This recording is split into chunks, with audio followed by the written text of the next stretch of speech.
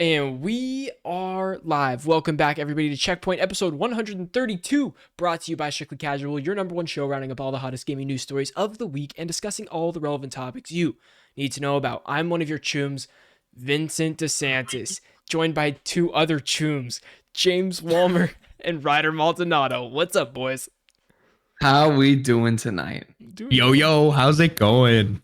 I am so stoked to be here with you three this evening. Audio listeners, you can find us on YouTube at youtube.com/strictlycasual. Please hit us up with a rating on audio platforms and subscribe on YouTube. It helps us out a lot. We have some great videos up on the channel right now, like reviewing the first half of House of Dragons. We did a reaction to the Last of Us HBO trailer, which we're also going to get into a little bit today. And I'm just excited. We're just overall a lot of excitement on the channel because I think that we are seeing some serious growth right now in not just spurts anymore, but I feel like it's happening with a ramp instead of like a weird up and down. Yeah. Yeah. So that has just been really awesome to see. But let's just throw it off. Ryder, how you doing today? Doing great. Been busy. I feel like there's so much little things going on that kind of build up to a lot, like movies and games and school, and kind of, like James was saying, when there's leisure time, it's like, do I do my leisure or do I go and focus on something else? I don't know. It's real serious, but overall mentally, guiltiness coming from leisure activities. yes, but mentally okay. How about you guys? How y'all doing? James? I'm doing great. School's in full swing. Grad school is no joke, especially when it's something. Listen to this guy coming with the accent. What's going on? Spends 3 weeks in New York. He's like, I didn't even notice. Oh my god. Okay. It's happening. Oh my god. It's crazy because like no one even talks with an accent in New York except for like the Italians who have been here for years and years. The Italians. I found a bar/pizzeria called Carmine's in Brooklyn that like apparently you can go there in the morning and they have a window, like a half window that they open up, and all the Italian guys stand outside at like 8 in the morning. You could just hear them talk to each other, and then they go their separate ways at some point. And I'm like, man, I gotta go out there just to listen to them. Sounds perfect. I sent amazing. I sent you a pop-up that's happening in Brooklyn. Yeah, I'm going. I gotta go. Yes, I have to. If you go, I will Venmo you to buy me a where's the F and ZD? No F and ZD hat. I need that hat so bad. I'll buy it for you easily. And then I'll come out to New York to retrieve it one day. It'll be like yes. I have to go out to get it. Type of thing. Yeah. It's like great. Leaving your keys at girl's apartment, whatever, and be like, I gotta come back and get it. Guys, one last thing. Oh, I guess I could say that I'm doing okay as well. I'm moving in 3 days and I'm freaking out about it, but I'm also very excited. So this will be the final recording from this room for the time being. Taking everything down after tonight. Yeah. All we gotta say is Strictly Casual will fully become cross country now. Polar. Well, just 2 points. It will be less cross country than before. The triangle actually gets a lot smaller.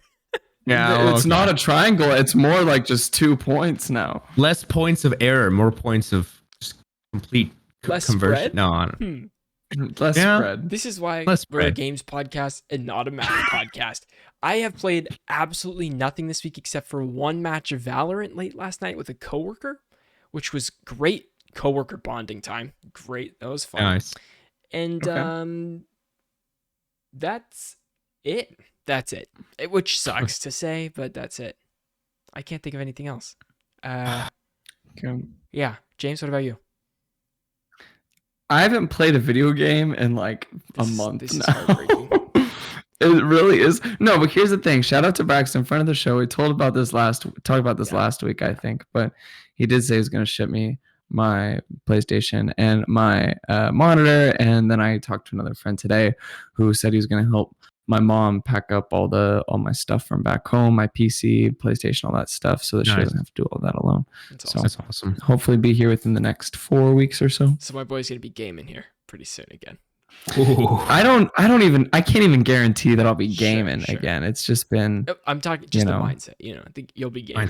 Gaming mindset. That's what you need. Yeah, I'm excited when I get back down. I'll be gaming again, boys. You know what I mean?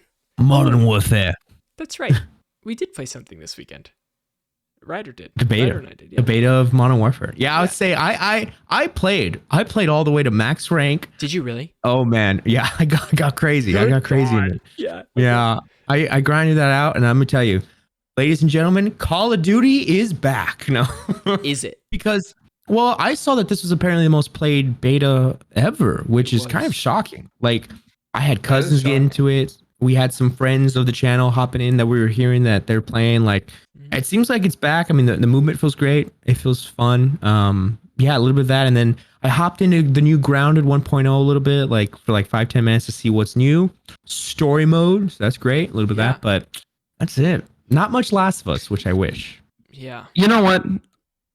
I'm gonna say this here. I'm gonna put this in here, and even though it's not a game, it's closely related to a game because I want a fucking excuse to talk about this. Okay. We can talk about this at the end of the show, but I want to bring this up now. Okay. And because I can't stop thinking about it, and that's Cyberpunk Edgerunners.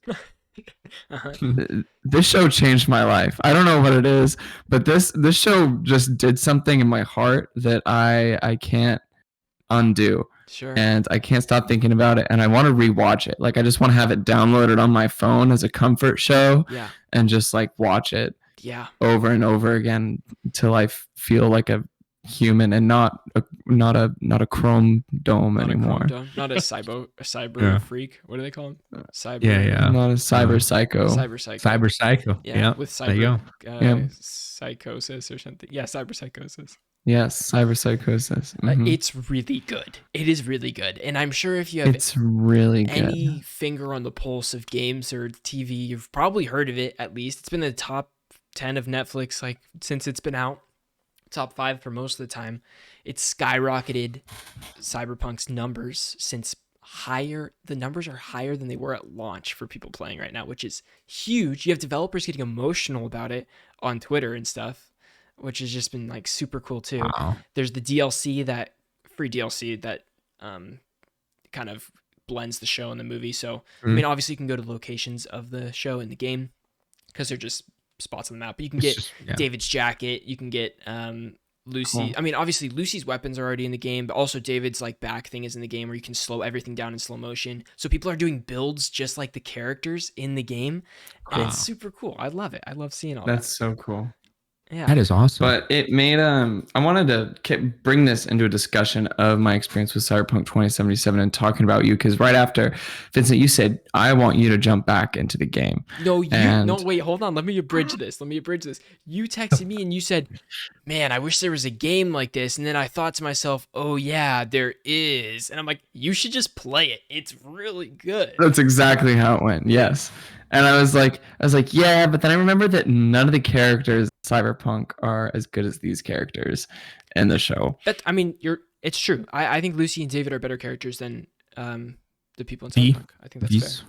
Yeah. Well, also like the side characters, like what's her name? The little girl with the big hands. Oh, never mind. In what? In Edgerunners. Oh, the lolly. I don't know what her name is. I forget. Rebecca. I don't know. Rebecca, Maine, all these characters are just really, really great, and all serve like really unique roles to the character of David. And I just wish they were more. I wish they were a little more off the wall, a little more zany in the game. In the game, I wish the game took itself a little less seriously, and I thought Edgerunners was great because it didn't take itself too seriously. I think it employed the dialogue or the mannerisms and the vernacular of Night City and the UI. In a way that did not feel, and the UI, which is good, but in a way that didn't feel like too edgelord. Like, I think Cyberpunk 2077 can be too edgelord. Like, oh, we're taking ourselves real seriously. We're throwing all this jargon at you. Whereas like Edgerunners, it like blended it in really, really smoothly to where like I was never like, I don't know what the fuck this guy's talking about. Yeah, that's fair. Yep. Which I felt in the game at sometimes. Yeah, and everybody take it from somebody who, it's not really into animated shows in general. These guys got me to watch the first 2 episodes, and I was impressed. I kind of got hooked, I guess. It was just when it came out, and I just blasted through like 4, blasted through like 8, and then I just watched the next 2 the next day, and it was just like really quick. It's so good. And that song, that damn song, stuck in my head at all times now in that show. I Want to Stay at Your House, I think it is. Yeah. Oh my God. It literally won't leave my head. Wow. But I love it. I did hop into Cyberpunk after finishing Edgerunners to jump in because I finally got the file save thing working from PS4 to PS5. Oh, nice. So I was able to pick up my old save. But I mean, because they did so much updates, they empty your skill tree so that you can reassign all your points to make builds like more accurately of what they wanted to do at launch. But it's so overwhelming. I'm like, I don't know what to slot into. Like, maybe I should just start over. I don't really know what I should do right now. Like, that's how I felt. So I just started doing hunting down cyber psychos, and that was fun. So I just used my guns and hunted those guys down as bounties. It was awesome. Nice. Yeah. Cool. Okay. Frick, so good. I think we should do another video on Cyberpunk Edgerunners eventually, but we'll see. Yeah, I just don't know what to talk Revitalization of the cyberpunk world. I think we can make a banger one. Yeah. Okay. I really do. Ryder, tell us a little bit about Grounded 1.0 before we move on to the news. Well, one of Game Pass and Xbox their baby, their child is finally coming to 1.0, and that's Grounded. The team Obsidian is working on. They finally released it after so long. I've been playing this game since like day one, practically with buddies here and there, and it's been a great game. They finally updated with the story is complete, and we also got like a little more like trinkets and stuff to upgrade your character. But it's. My question for Grounded is during the beta. Well, when I played it whatever when it came out at the first couple weeks or whatever, and I didn't really get far. I just jumped in with you, maybe, and a couple other people. The story ended like you find some like cool room or whatever with like, I don't know, a bunch of electronics and stuff, and you're like, what's this? Like, so, and the story just ended there. Once you hit that, that's like beating the beta. It's like done. Yeah. But now I'm assuming it's so much more. How much more is that? Is it like a significant larger piece of story? Yeah, from when you played, probably like, let's say like that was section 1. They've probably every single month they've added a new update, and I'd say probably every single update they added a new lab, which was another chapter, right? So another chapter adding on. There's the lake, there's the tree. Progression every time, where it's like you go to a new lab at the end of each section. I would say the laboratories are kind of the things you explore, and while they change in like traversal or kind of where you're exploring, I think the exploration of it is the fun part. But like since one's in the lake, you kind of have to kill the creatures to get the stuff to breed long, and then you're exploring that base, which is it's different form. It's like the bases are the same, but each one holds another part of the mystery that you're unlocking, and it kind of unlocks the next base. And so to get to that base, you have to upgrade your stuff, and then upgrade your stuff. You know, it's kind of how builders work. But yeah, finally they it was like, cool, I've done every base. Now what? Now it's kind of like they've added little story moments here and there, so that way there's an ending cutscene for the whole game. Awesome. Yeah, but I mean, it's one of the Game Pass's most classic games at this point. You know, I recommend for everyone to try it. It's a Game Pass poster child, I would say. It's on all the posters. It's right there.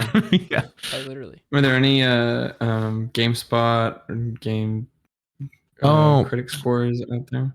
I saw there was an 8 out of 10 for the new review on GameSpot was showing one of them. Yeah, I quit out. I was gonna show it. Let's IGN see. gives it a 9. Reviewed on the Series X. PC Gamer gives it a 90 out of 100. Wow, that's some good stuff. Yeah. Oh my god. Because the thing about it is that you don't have to follow the storyline. Again, like with what I like doing with builders is building a base. They've already, over the course of so many updates, they've added so many like tables and walls and doors and stairs and zip lines. Zip lines is a huge update that now you can zip line across the whole map. So lots can of you stuff do the to spend opposite? Hours. Can you beeline the story without doing like all of the crafting and doing all that stuff? If that's not your thing, you just want to experience the story of what's going on. Yeah, you don't have to do base building. Like you can just upgrade your weapons essentially, and to progress through the game is just a lot of killing, like killing bigger and bigger bugs. And so if you want to get into a base, you're just gonna have to upgrade your gun. But they kind of like make you like buy and upgrade a smelter. So you have to upgrade your gun there, and then you kind of have to buy in the game. My bad. Like if that's what you thought. So you do have to do like a little bit building. It is a little base building game. Yeah. Yeah. So it's gonna, the more stuff. I'm just build, always curious with like crafting survival games with stories, because I'm like always curious if they want to maintain their audience and really appeal to that crafting audience, or if they want to be like, they want to also seek out people who just maybe want a story and like to experience some part of a game without without partaking in the crafting, the more hardcore crafting elements. Well, I would say, I guess the last point that I have is that you don't have to actually buy an upgraded station. For example, you can buy a mallet and you can kill a spider and it'll take you like 45 seconds and you might die. But if you upgrade that, it'll be super easy to kill. Or if you have like, yeah, but you gotta upgrade it. But you gotta grind for those upgrades. Yeah, right? Yeah, a little bit, yeah. Or if you have friends, like it's so much easier to play the game with friends. So it's kind of like on your own. It's tough. Right, so you just mooch off the people who do the things you don't want to. That's why I always have fun with survival games, is because I know there's people that like it more than I do. I'll build the base for you. So it's like I love hopping in and be like, oh yeah, I could do some grunt work and feel useful, and I'm great. So that's fine with me. That was like Valheim.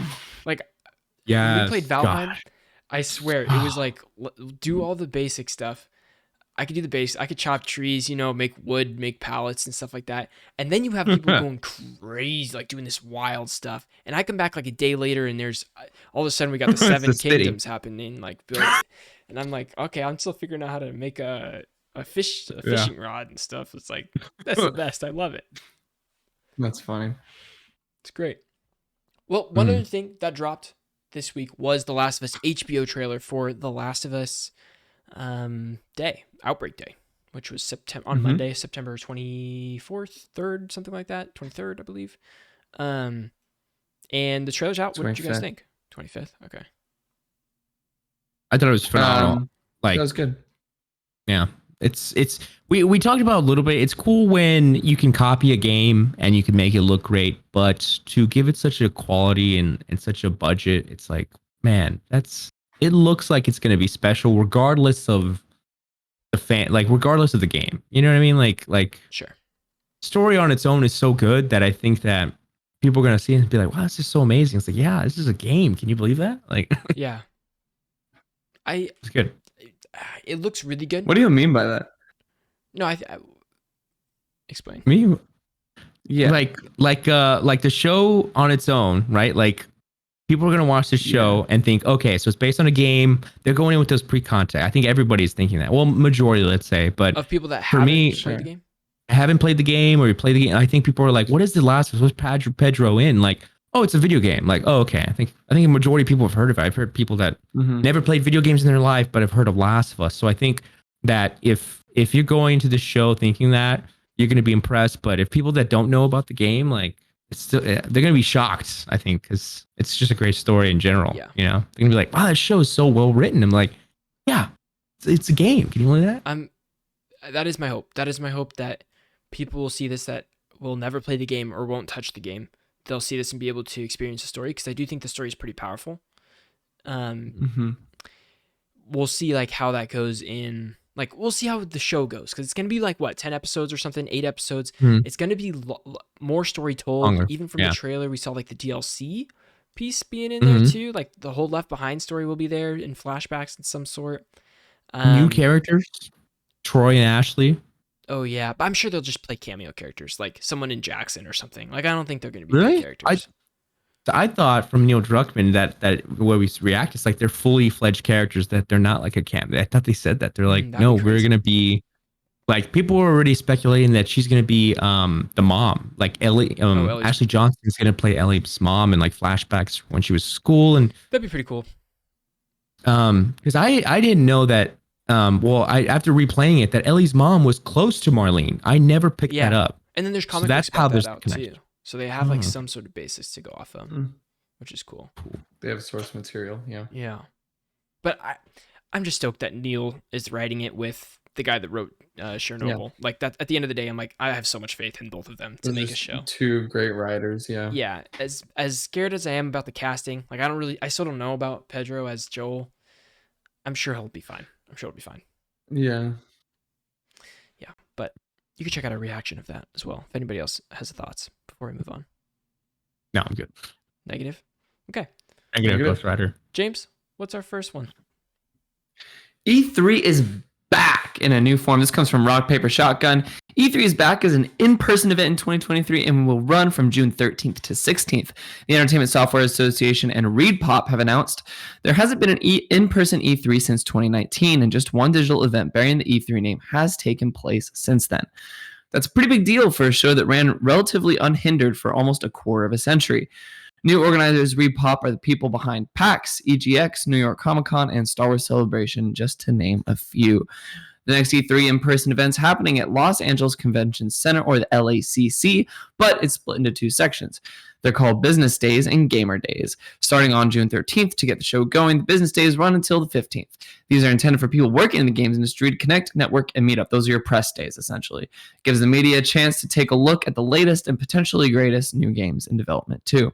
That's where you get your IGN first. That's where you'll probably get your behind closed doors demos, all those exclusive interviews, things like that. E3 2023's Gamer Days are June 15th and 16th in a separate hall from the business side of things. There'll be lots of games to check out, obviously, and the opportunity to meet devs along with streamers, YouTubers, and other personalities. Ticket holders can pop into a, quote, dedicated theater of content, unquote, showing off upcoming games. If you can't make it, then you'll still be able to take part from afar, as the ESA and ReedPop also say that E3 will, quote, support and uplift partnered digital events. Definitely talking about Summer Games Fest, beginning June 11th and running throughout the length of the show. Yeah, and I'm also the article doesn't say definitely talking about Summer Games Fest. That's my interjection. I'm sure we're just gonna have an E3 stream, like. You can be in person for that giant reveal event of trailers and stuff, or you can just watch the stream of that. But yeah. This is cool because I think this was a major problem of E3 opening to the public, is that the press didn't feel like it was worth it to go out there to cover things as much. Right. And then also people were getting the short end of the stick because sometimes they didn't feel like what they saw was enough, or like going to E3, are you just going to watch that thing that I could watch at home, or can I actually do more stuff on the show floor? That kind of thing. So this sounds like a good, I don't know, back and forth. Have things planned for the public and have things planned just for press. Yeah, I think it's good because the original E3 never had Gamer Days. Or I guess original E3 as it existed before it didn't have any access for consumers who just want to get their hand on games, meet some developers, kind of have a little bit of more hands-on with the BTS of the industry and what was going on there, as much as you can from a real consumer perspective. But at the same time, like to your point, Vin, it's really important, I think, that we once again will have those like developer interviews, those behind closed doors demos, things like that we haven't gotten in a while. And even though like I don't think all of those things have to happen in person as well. I think that's something else to think about, is like because I know this is really stressful on a lot of journalists. Like when E3 comes back into town, like that's like hell week for a lot of journalists, packing everything up, living in a hotel, basically cranking out content for an entire week. Mm-hmm.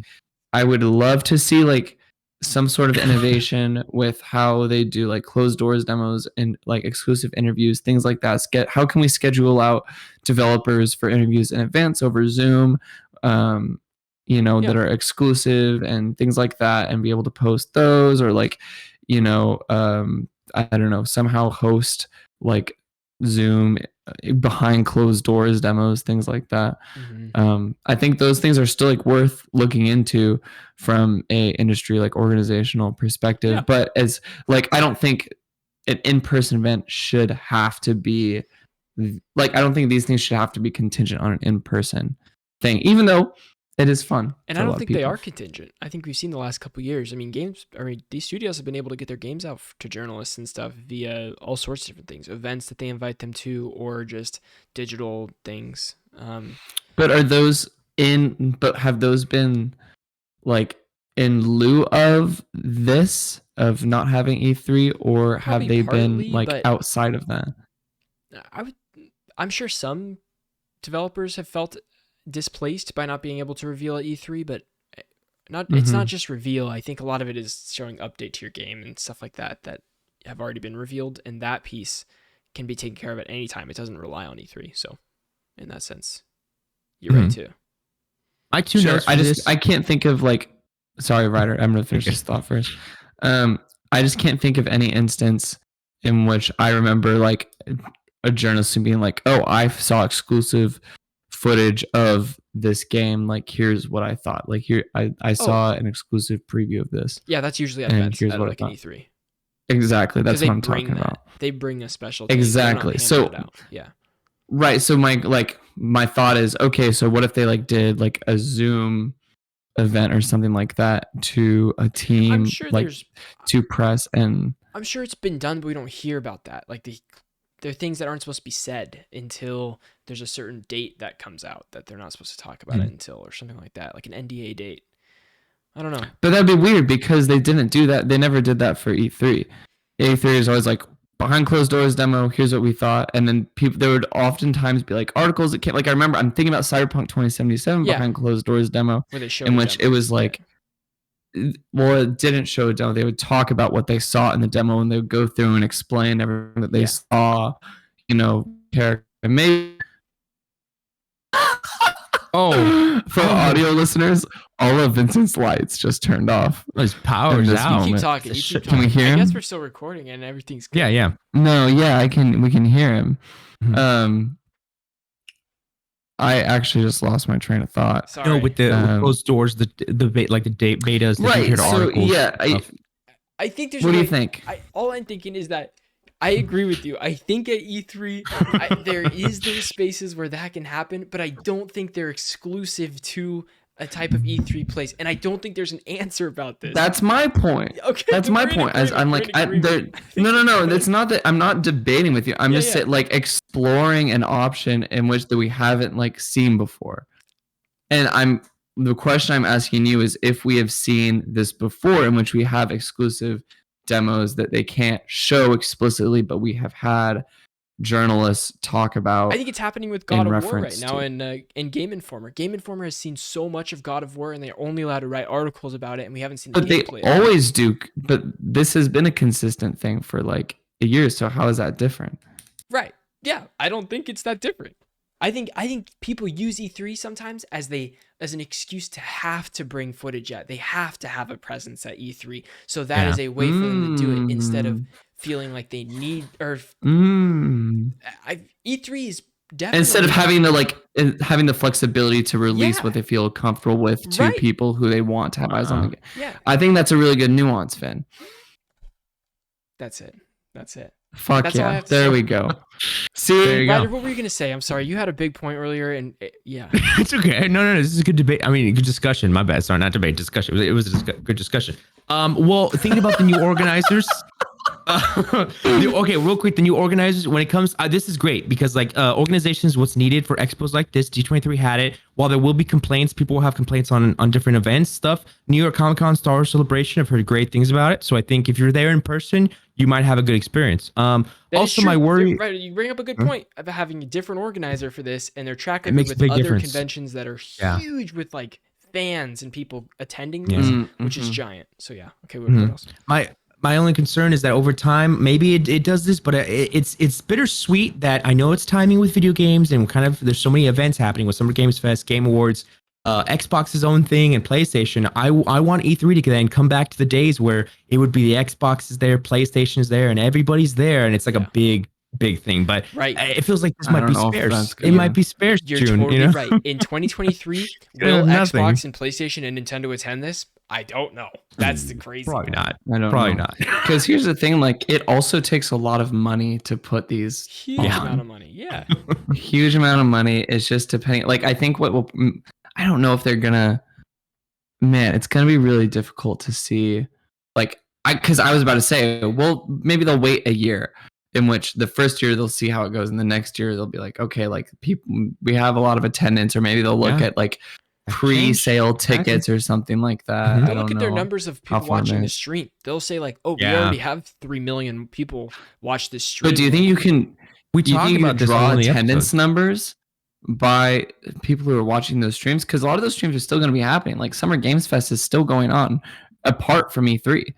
Here's the only This is the only way you get people to go to these events. Exclusivity. That's why so many people care about D23 is because they don't stream that panel. So if they're saying, hey, God of War is going to be here, you can play it on the show floor only. Like, that's the reason why. But if they're just like, hey, we're streaming this show, I don't need to be in the seat. I can be streaming it and have fun at home. You know, that's how it was. Like, you won't know that God of War will be at the show floor until you're at the conference. I'm sure they'll advertise. They'll be like, God of War. I don't know about. No, because they wouldn't imagine they reveal a game like for a different game, but they'll reveal a game. How are they going to say? Because that's essentially like a reveal in advance. Like they wouldn't do that in advance where they'd be like, "Hey, you have to take a risk 1 year by revealing big games, saying, hey, you can only play it here,' and then everyone's gonna be like, oh, next year I gotta go," and that's how they bring it back. But that's a huge risk. I don't think they'll do that. I don't think they would show the same game 2 years in a row, though.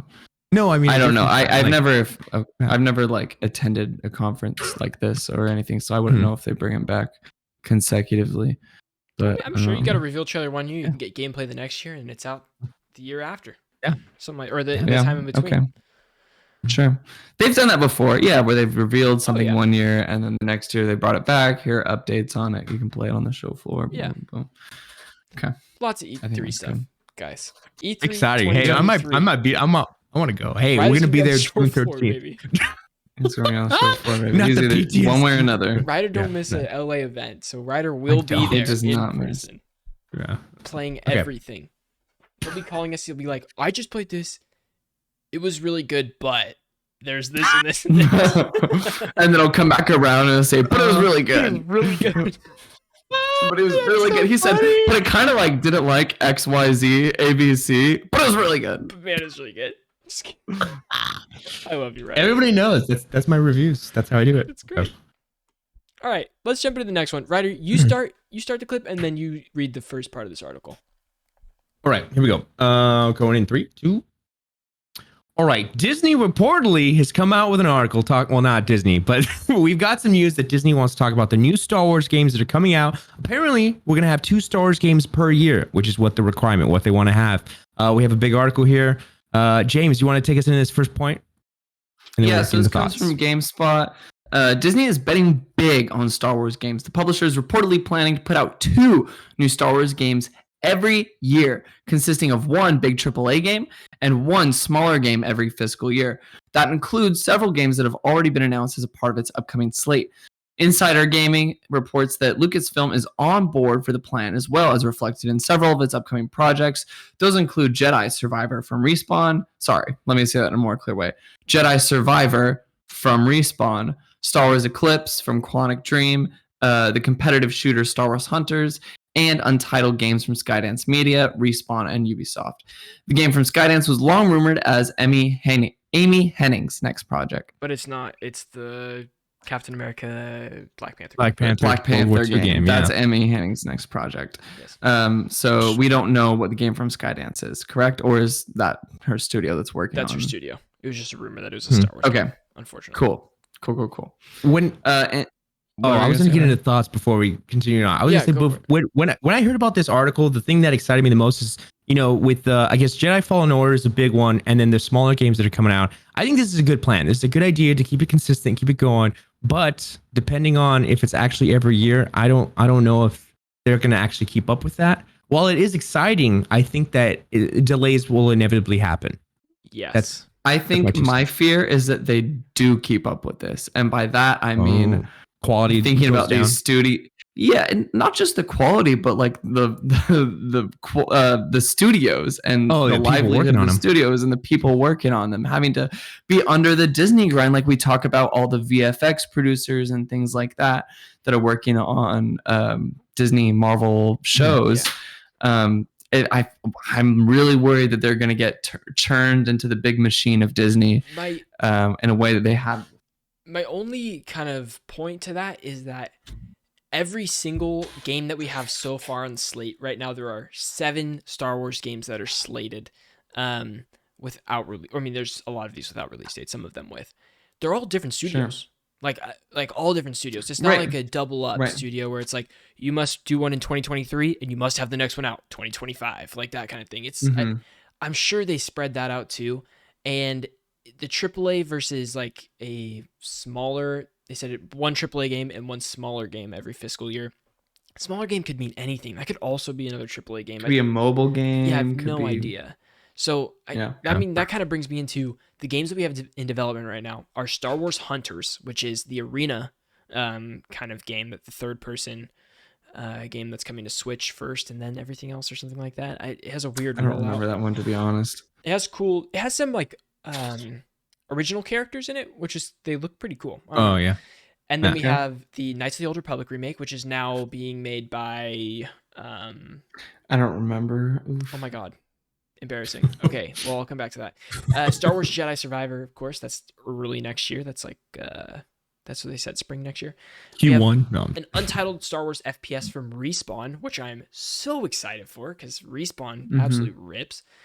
Get a Battlefield type. Exactly, something like that. Untitled Star Wars strategy game from BitReactor, which is the XCOM devs. And we have an untitled Star Wars game from Ubisoft Massive Entertainment, and this is supposed to be the giant, like, open world, like, create a character, like, probably the biggest scale of all the games on this one. But it's a Ubisoft game, so that's, the issue there is open world Ubisoft games don't really have a great track record the last 10 years, so that should be interesting. Yeah. And then Star Wars Eclipse, which now that is a studio that underwent huge crunch, sexual assault allegations on people, and, like huge mess ups. Thankfully, and that was like going on during the same time this game was released, which felt real bad. Yeah, well, I think the reports were coming out that the game the reports were coming out. Sorry, yeah, the game that was prior, which was, what game did the studio work on prior before Eclipse? Quantum Dream, Detroit Beyond Detroit, Human. Yeah. Detroit Become Human was their last one. Now, the last I heard of that, it sounds like they swept house on like a lot of that, but there was... I hope so. We also read another report that there were still problems and that the game might be pushed even further. So like this game, the last time we heard about it was like a 2026 date on it or something like that. Oh, yeah. Yeah. Which is crazy. Just keep your... Will it please the Disney overlords?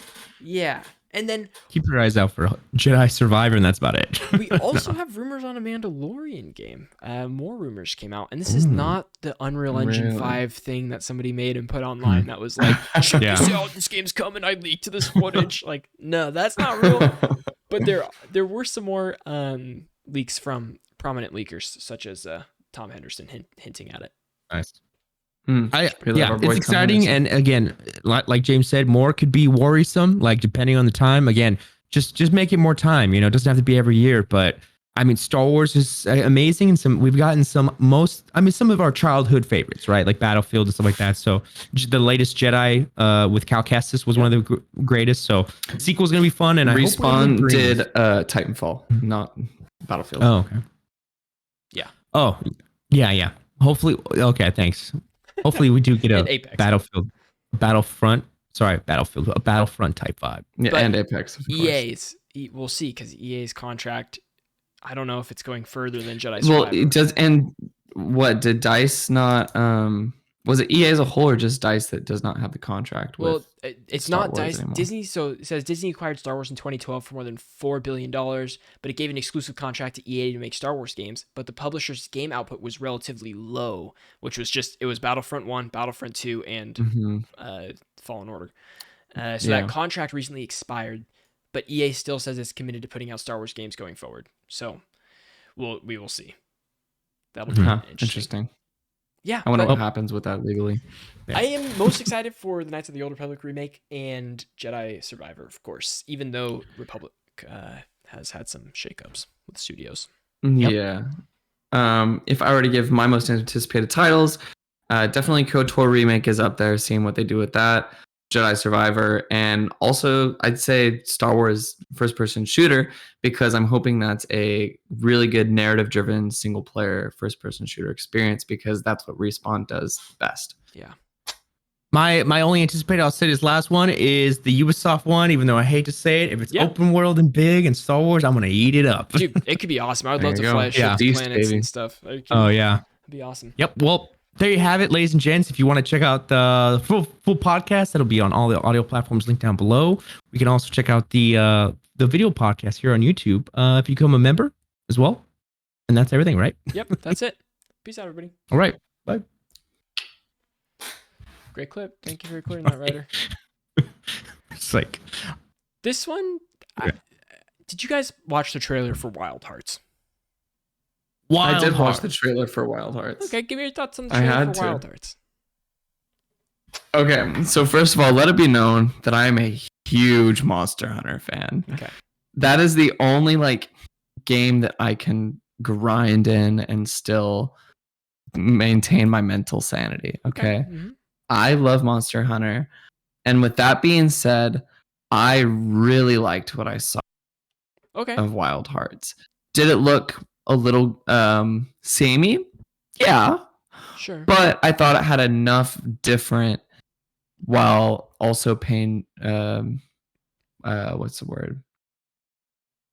I don't know, paying homage to the Monster Hunter franchise to make it a little more unique to what they want to do. Like a lot of it is on building and like structures and like bigger traps and things like that. Which looked cool. It looks Mm-hmm. I hear skepticism in your voice, Finn. I think the setting's cool and the enemy design is really cool. Like I like the overgrown bunny at the beginning of the thing and like with these weird plant things coming out of it. I think that's all cool. But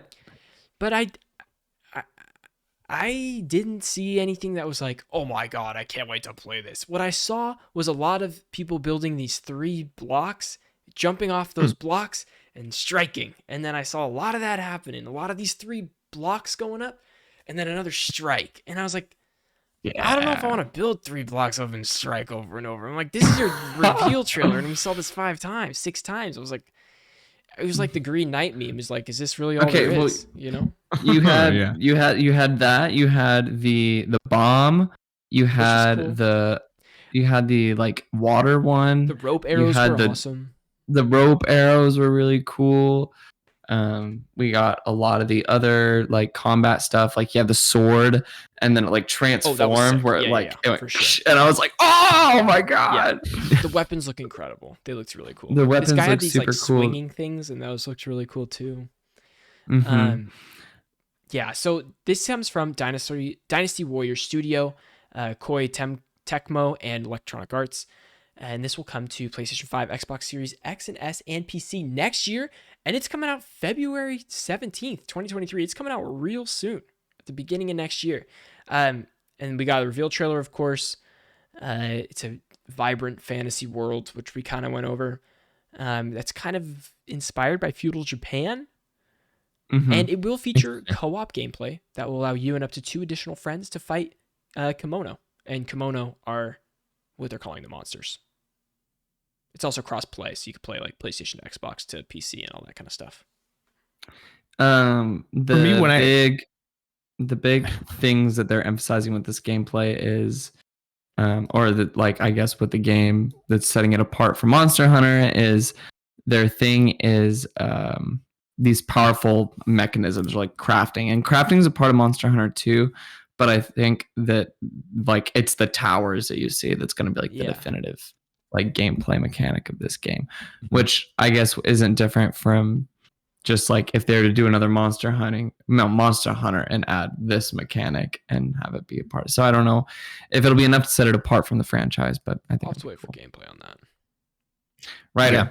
Yeah. Well, it looks like, Monster Hunter and everything. When I think of these games and while you could change the art style, it seems hard to not add that many gameplay mechanics or change it up before it becomes a whole different game. Like if it's open world, it's hard like to add side missions because then it becomes that. But then like I feel like this type of game, whatever it is, it's hard to make it without making it either something else or making it too empty, right? It feels empty. Like the trailer looked nice and beautiful, but I don't know. To that point, so have you ever played a Monster Hunter game, Ryder? Briefly, a little bit. Well, the one that was Game Pass. They often, I don't know if this game is going to follow the similar pattern to Monster Hunter, but typically in a Monster Hunter game, the way the gameplay loop works is you have a hub world that you get all your quests from, and you have your hunt. And so you go on you like say, oh, I want to hunt this monster. And so you go out and you go out into the world and you find it. And then you track it first, and then you find it and you try and fight it. And you just basically like follow bless you, Vincent. You basically just follow this monster around the map trying to fight it. So there's not really like typically other side content to do, or there's some like smaller things to interact with, whether that's picking up crafting materials or like traversal things. Did you play but it's not really like. Yeah, I played like probably 4 hours of Dauntless. They try to Fortniteify it and make it a little more like graphically Fortniteify it, and then free to play and try to like really capture like a bigger audience. But same thing, hub world, quest, that's what I mean. Hunt, and then fight the thing, and then come back and you're like more and more with friends and stuff. But that one failed to capture like the fun of Monster Hunter. Yeah, because I think with Dauntless, go ahead, Vincent. Make your point first. I felt like with Dauntless, it didn't. There's no hunt. It doesn't. You don't get the thrill of the hunt like you do in Monster Hunter. You know what I mean? Like. Sure. The thrill of the hunt, the big game. I want that big game. It's true Army because like the landscape.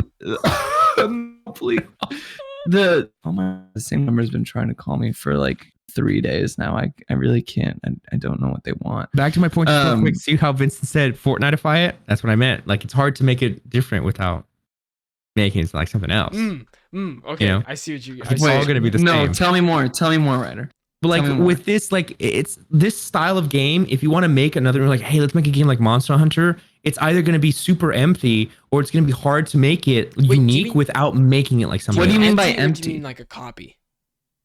I mean like different. There's nothing empty different as in about soulless it. or empty as no, not soulless. Like there's nothing else to do. It's like, cool, I'm hunting monsters, but what's different than why can't I just hop on Monster Hunter and do the same thing? Okay. Yeah. Like there's no maybe a side mission, or maybe there's like a different thing, excuse me. Or like if you make it too open world and you put side missions in it, then it becomes like, okay, now you're doing like Assassin's Creed and you're doing like that, or oh, you're trying to make it free to play and colorful. Now it's like Fortnite. Like it's hard. This type of game seems so like bare bones. There's nothing to work with, you know? That's all I'm trying to say. Based on the trailer, I was like, oh, okay, it looks like Monster Hunter, but what's different? Sure. And I think that different would be in the mechanics that they're trying to do with the building thing. But I haven't played enough Monster Hunter to really know. So like even if I played this, I don't think I would have enough. Let me lay it down to you with the Monster Hunter traps. Monster Hunter has traps. Yeah, I've they're watched not play it. Okay. So you know that there's traps around the environment that you can like kind of set, but they're not like there's nothing structural. There's no structural building in Monster Hunter. When I think of Monster Hunter, I think the camera's a little bit further away than your typical third-person game, because that's how it works. Your character's a little bit smaller on screen. They run like this, and then they do. It's great. It's my favorite running animation in any game ever. And they always look faster because the monster's so big and slow and the camera's further. So it looks like you're just jamming. And this had a shot like that too, like where the camera's a little bit out, but you're just jamming with like a big thing over the shoulder. It's my favorite part of this game, and I don't even play the games, bro. I gotta get in there. Vincent, I will get back into. I will run through Monster Hunter again with you. What are we playing? Iceborne? We playing Sunrise? Yeah, we're doing. Sunbreaker? Well, oh shit, we can play Rise. Yeah, we'll play Rise. Oh, Sunbreaker's we can play Rise. Sunrise is Sunbreaker is the DLC. Yeah, we could go through Rise. Well, I want to play that one on my PlayStation. I don't want to play that on my PC or my Switch. Okay, so here's what they're gonna do. We've already talked. I think we talked about this on the show before, but they're gonna do. Yeah, it's a cycle. It's a cycle. So they do a mobile game and then they do a big game, and so they did the mobile game, and then we got a big game coming in 1 to 2 years probably. Maybe I just wait for that one. Maybe I get my feet wet with Iceborne, since it's in the you get your PlayStation collection. Yeah, do that. Just get your feet wet with Iceborne. Dip a toe in. It's great because you can just you can say, oh, let's just do a hunt. Get on for a hunt, and you're in there for 45 minutes or whatever, and then you're done. It's like a Valorant match, bro. It's so. Because it's. Yeah, but it's so great. It's so fulfilling. Oh my god. Anyways, oh my god. Watch the trailer for Wild Hearts and let us know what you think, because it looks cool. Don't get me wrong. I think it looks cool. I want to know if there's any hunters out there. Oh. Any hunters? Any hunters? Kind of hunter are you looking for, James? I don't even know.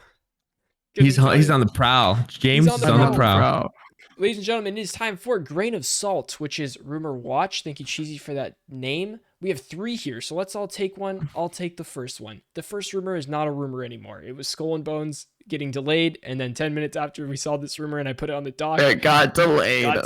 Which is its 5th delay for this game. It is now This game's gonna be awful. March This 9th, game's 2023. so bad. The core gameplay is based on Assassin's Creed Black Flag's mechanics, which is an almost 10-year-old game now. So I hope everybody enjoys Skull and Bones. It's also like Sea of Thieves. It's the same like Sea of Thieves. It looks worse than Sea of Thieves because you can't get off your ship as much. Ooh. Oh my god. That's not that. I'll do the second Just one. play Sea of Thieves. Here we go. Tom Henderson's Inside Gaming scoops that Dead Space remake. The details, including gameplay, will be shared in mid-October in time for spooky season. Yep. I'll be getting that. Just like Callisto Protocol, I'm gonna dive in on this Dead Space world. I'm ready. You do like your spooky games, your spooky third-person shooter games.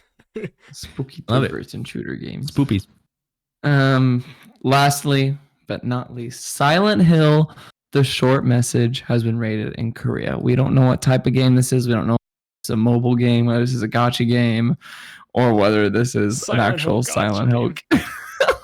Is it, oh, if you got Pyramid Head? Gotcha. No, I know that's an actual game. It is. That's like what gacha is. That is what it is. Serious? Yeah. Yes. No, not me thinking like when we were talking about this, I'm like, I know gotcha's like gotcha, but I don't want to say that because I know it's probably something else. Do you know what the gacha mechanics are? Like, well, if I remember, let me look. Free games do it. It's like pay to win. So it's like how casinos work and stuff like that, where they get you to keep coming back. Or... Yeah. It's like Genshin Impact's a gacha game, and it's a free to play game where you can play it. But if you spend money to buy characters, like you spend money on a banner, and you spend money on the banner, and you roll the banner over and over again, and you try to get the best character, and that character is better than everybody else. So it's like you keep spending money to try to get those better and better characters, and then it just keeps coming back. But it's also randomized just enough. They tell you the odds of getting the character, so it's not illegal, and then you can actually, those odds always hit after a certain amount of time. So like, let's say it's going to take within 50 polls being $5 a poll, I will get this character. Some people get lucky and get on the first 5, but some people are like, screw it, I just want this character. I'll spend all $250 on these polls to make sure that I get the character. That's how gacha games work. Oh my! Because they tell you the odds so that you can always pay all of it, so you can make sure. And you've put money right for Genshin. I'm a free to play Genshin player, so you do get in game by playing it. You get enough currency to buy these polls, but it's very aggressive on purpose because that is the way it makes money. That's how gacha games make money. Yeah. James, have you ever put money into a gacha game? No. Good man. 95. Well, technically, you know what I put money into? You know, a gacha. Call of Duty Black Ops 3 had this mechanic with the gumballs. So in the game, yep. Yeah, that was so everyone was going for perkaholic. Everyone was crazy about, in the game you can get all your perks by getting this gumball. So by us playing it was a random thing. Like it shows up 3. You pull like a slot machine, it pulls up 3 gums. It could be trash, but you sometimes can't pay it could for be extra good. polls, or can you pay for extra polls? No, yeah, the only way to get that, so you can get in-game currency to do like 1, but I would put money in to do like 200 spins to get the good gums. Yep. Damn, I was gotcha'd. I got gotcha'd. Absolutely. You got gotcha'd. My first introduction to gacha was in middle school. This game called Puzzles and Dragons, where it was like, you put these. It's like a puzzle game, but you try to line up 4 like fires or 4 waters, and they would battle like other dragons on the thing with the puzzles, and I thought it was really cool. And all my friends would play it before school and stuff, and we just all try to battle each other and just get better and better. But one guy was like getting way better than everybody else. And you're like, how? Like, I know I play more than this. I play more than this guy. This schmuck over here. Come to find out, he's paying for these things to get rolling better dragons. And that was my first experience with gacha. I was like, this is so unfair. I don't have the money to do this. This is so unfair. And that's just it. Wow. Gacha is based on unfairness. Yep. That's crazy. That's it. That's all I got on gacha. Thank you for sharing. Yep. All right, everybody.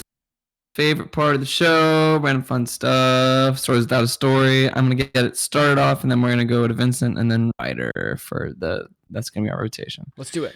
The guy who hacked Rockstar Games and stole Grand Theft Auto 6 clips has been arrested by the London police, isn't it? And he was 17 years old. 17 years old, bro. The first teaser trailer for the Mario movie will be shown at New York Comic Con on October 6th. Will Chris Pratt have an Italian voice? Mm-hmm. He's gonna be like, "Hey, it's me, Mario. Where's the gabagool?" Miles Morales, Spider-Man, the PC game, is getting a teaser trailer. Still coming this fall. How exciting! How exciting! Well, so stoked about that, Ryder. Because here's Miles Morales and Spider-Man both coming to PC is great, and I'm still waiting on Uncharted to come to Epic Games. That's all I care about. Where's my Uncharted? Lost Legacy. Is that collection not out? The Uncharted collection, is that not on PC already? No, dude, it's been forever. I'm pretty sure. Is it? I'm sure it's on Steam, bro. Right? You're kidding. I'm looking. No. You're effing me up. I've been waiting for years for this. You're crazy. I love Ryder when he starts thinking. You can't see this, audio listeners, but he like takes his fingers and he like twiddles them over his mouth. He goes, well, it's just for you. Legacy of Thieves collection comes out on October 19th on PC. So in 2 weeks, Uncharted 4 and wow, Uncharted Lost Legacy. I've waited for that. And that retails for $50 for both games. I would say if you've never played them before and this is your first time purchasing, that is well worth the price. I would say if you have already purchased these games multiple times, then you're probably going to want to wait for a sale to get it on PC, unless you're just a PC fanatic. There's my 2 cents. I have no opinion on whether you should buy it or not. Great games. I say buy it. I'm going to do, guys, just stay tuned for the podcast. I'm going to be dressed up as Nathan Drake in a future episode. That's all you can look forward to. Wow. Oh, you know what? Well, I can't. Well, you know what? Yeah, we're not going to get naked and try to put this on in the next 2 minutes. No, I was going to show a gun, but luckily this is not going. Oh my god! If I showed this, it would have been bad. Luckily, this is just a clip. I mean, this is just for members only, so only members get to see this. This ain't going public. Yeah, it's not a real gun. Blam. Okay, disclaimer. It's a rubber. It's rubber. Disclaimer. It's not real. Yeah. Is it heavy? No, it's pretty heavy. There's no trigger on it. Yeah. No trigger. Triggerless. It's rubber. Yeah. Thoughtless. Just bought it. Thoughtless. Dauntless. Maidenless. Okay. Wait, what was I gonna bring up here? Oh, Lost Legacy has one of the biggest wow me moments in any game I've ever played. I think I put it in a top 5 wow me moment. Wow. There's it wowed you? Yeah, there's just underground towards the end when you find this city of gold type deal and you walk in these doors to see it. It was like oh my god, I cannot believe this is a video game. This is insane. Too overwhelming. There's an overwhelming sense over you of wow. And that's it. It's a top wow me moment for me in a game. Wow. I'm wowed. In a standalone DLC. Have you not played Lost Legacy? I have not played Lost Legacy. It's fantastic, James. It's fantastic. It's a short thing with 2 characters. How would you rank it? How would you rank it within the Uncharted games? I'd put it second to bottom. Yeah. But I think there's only 5. I think no, maybe I just don't love Uncharted like that. It goes for me, I think, number 4, number 2, Lost Legacy, 3, 1. Maybe yeah. That's the wrong order. That's the wrong order, fellas. It goes 3, 2, 4, 1. 3, 2, 4, 1. 3 is great, and 2 better than 4? Ooh, I don't know. Well, yeah. 3 better than 4 is shocking. 2 is really good, but no, I replayed 3. I replayed 3, and 3 is better than 2. Then you're switched with me. I'm switched. But Lost Legacy is really good. Oh, I'd have to replay it. I only played it once. I should go back and do the platinum trophy on that. You have to speed run it in 4 hours or something like that for the trophy. Oh god. I don't remember. Anyway. Next up. Thank you. First pre-alpha gameplay trailer for the Finals by Embark Studios, which is ex-Battlefield devs. You can wishlist for early access now on Steam. This game looks fucking incredible. This is now one of I said it looked like Brink. It was giving me Brink vibes. Yeah. I don't know what it was about. I think it was just it had a lot of personality. It was very loud, fast combat. You can pick things up telekinesis style and throw them. A lot of environmental destruction. It was looking like Bad Company, old school Battlefield Bad Company with the amount of environmental destruction that was going on.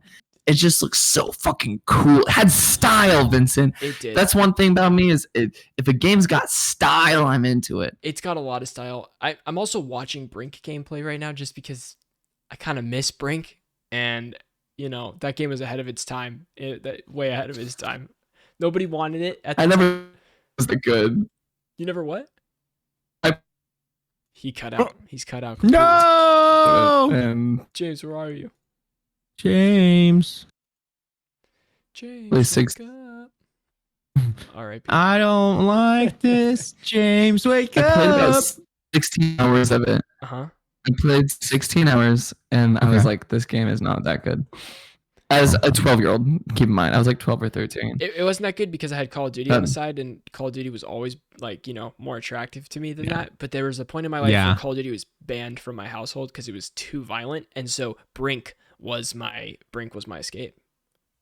No, I feel that. like more violent. 100%. It was just the fact that one of them was rated T, one of them was rated. There was no association. Yeah, I knew we talked about this before. Brink was rated T. Yeah. Real quick, what's your first Call of Duties for both y'all? World at War. Yeah, World at War. Oh wow. Yeah. Whoa, mine was Modern Warfare 3. I couldn't get into it for a long time. And then finally, like the nicest, kindest little boy at my school got it. And everyone was playing it. And so I told my mom, look, Isaac got it. If Isaac can get it, his dad's a pastor. Like, let's get it. Different way to Yeah.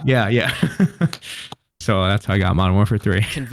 Anybody with strict parents had to have a fun way to convince their parents to let them play a violent video game. And Grand Theft Auto too. Grand Theft Auto. What rough. Did you? I mean, we were all around the same age when Grand Theft Auto 5 came out. Oh yeah. Did you guys buy it at launch? No way. I had to go to friends to play it at a sleepover. Dog. There's no shot. Whoa. No shot. So I was introduced to it from my cousin, and so when I went to the GameStop at first, my mom was pretty chill about getting it. But then when the lady was like, this has sexual content, nudity, violence, blah blah, she instantly said no. And I'm like, lady, why? Yeah, she's a narc. Yeah. She said, you can't be playing. And then, but the second time we went back after like a month, and I said, Mom, let's do it. Like, let me get it, whatever. Then we went, we just bought it. The guy was like, okay, cool. Like, thank you, and we just got it. But it was tough for that month waiting. Sure, it is. That lady ruined it for me. I didn't own it till, I don't know, PS4. What about Red Dead? Red Dead? Oh yeah, played the hell out of Red Dead. That was fine. I don't know where. So your Cowboys. I guess. Cowboys. I had the double copy, bro, with Undead Nightmare also, because Undead Nightmare was awesome. I played that more than Red Dead, I think. I was scared of Undead Nightmare. I didn't play that. Dude, horrified. I'd actually.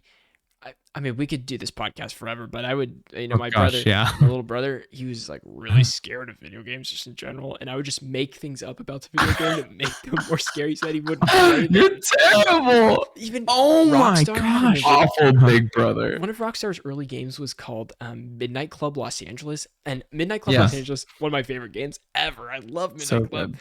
And so you lied a lot about Midnight Club Los Angeles. I was like, there's certain buildings where you could just get jump scared, like, and so something will pop out at you and like it will destroy your car, and he'd be like looking around on the screen like trying to find it. It was hilarious. That's horrible. It's a racing game, bro. Like there's nothing scary about that. Yeah.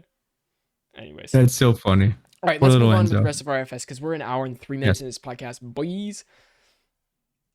Okay, you're next. Okay, confirmed. PlayStation Plus Essential lineup for October is Hot Wheels Unleashed. Get it, because it got great reviews. Injustice 2, a great game that all three of us have played. Yes, but this also is really old and super hot. It's too tough for me. Super hot. We should Netflix is opening its first internal game development studio to bolster efforts to make, quote, engaging original games a part of its subscription service. My take, we're going to see a crap ton of Stranger Things games in the next couple of years. That's about right.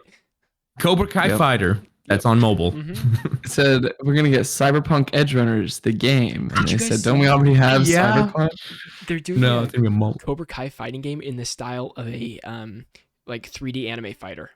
Like the new Demon Slayer game that came out. No, like arena fighter. It's like two people. Like Naruto Ultimate, like Naruto Ninja Storm. Yeah. One here, My Hero, One Justice. That's the type. Mm-hmm. Interesting. Those are never that good. No, they never are. They never go above like a 7.5 or so, you know? No. All right, boys, I'm getting hungry. Let's get through it. Okay. Who's next? It's you. James, you're next. Oh, you're right. No, it's me. Yeah. Overwatch 2 gives Overwatch 2. Okay, the more you do it, the more you're gonna. You're doing this to yourself. Overwatch 2 gives competitive mode an overhaul with revisions to skill tiers, a new placement system, a redesigned scoreboard, and game reports. Comp will be available October 4th. And let's get into some more Overwatch 2 BS. New Overwatch 2 players will need to play 100 matches to unlock the original cast of Overwatch characters. Whack. They should all be Easy, unlocked. 2 days. So the reason why they're doing this is because they said they want it to be like a tutorial for new players. So where they can like acquaint themselves with new game modes and new characters. It made sense to me too after I read it. I was like, all right, yeah. It's just a headline to get upset about. And so they said like you'll unlock a new character like every 3 matches, essentially. That's great. Keeper. No, I'm like, that's fine. Yeah, that's great. So I'm kidding. And it's lifted for competitive. So if you go into competitive, you don't need to. That's great. Actually, that's a great way to do it. Here's something Call of Duty needs. Overwatch 2 will require users to input their phone numbers, their digits, their 910s, their hey, can I take you out? Yeah. Just kidding. Their, Oh, hey, can I take you yeah. out? Yeah. We're getting all ridiculous with this. They want to increase you out. No, their phone number to increase account security and reduce cheating. I know this sounds like people are up in arms about this, but if you look in your Blizzard accounts or your BattleNets, they usually ask for your authentication. They already ask for your number anyways, so it's not anything new at all. Just it's really not anything new. Yeah, I checked mine today and it was already there. Okay. It's this is so that you can they don't want more than one account tied to each phone number. Got it. Interesting. So you can't just like smurf and like hack and then change accounts. Okay. Smurf? Yes, Smurf. Who's next? Me? Yeah. It appears someone has leaked the Returnal PC options menu. F. Well, just kidding. Returnal's coming to PC. I hope people get to play it on PC because that's pretty cool. Yeah. I'm sure it'll be done. I think it'll be great for PC gamers. PlayStation Stars launches today in Asia. And October 5th in North America. And Cyberpunk 2077 has reached 20 million copies sold. Biggest redemption in game history. It's huge. And the Nier Automata. No Man's Sky still takes that. What? I said No Man's Sky probably still takes. No Man's Sky still, number one. I was thinking that. Yeah. Nier Automata anime gets revealed trailer. I think I saved looks really fucking good. It does look cool. Looks awesome. Guys, that was episode 132 of Checkpoint, brought to you by Strictly Casual. We will be back next week with hopefully 0 technical issues because I will have to reset up everything. But we'll be fine. It'll be great. It's going to be awesome. Thank you guys Have fun for joining it. All 3 of us. This is amazing. Fun times, y'all. Fun times as always. Have fun playing games. Peace out and see you next time.